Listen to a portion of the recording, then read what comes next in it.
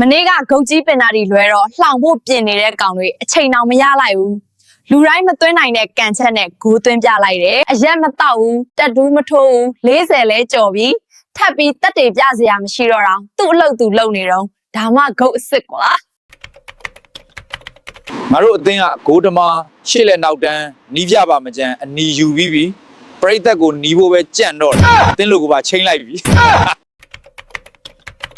အရင်တော့က London is blue တို့ London is white တို့ထားခဲ့လိုက်တော့အခု London is red ဖြစ်သွားပြီရေပြွတ်ကြောင်မဟုတ်နော်6ပွဲအနီငါကတရတဲ့မိချဲကြောင်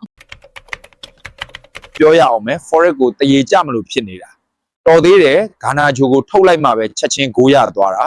ဒီကောင်ကိုရောင်းတဲ့အသင်းကိုပဲဆဲကျင်လာ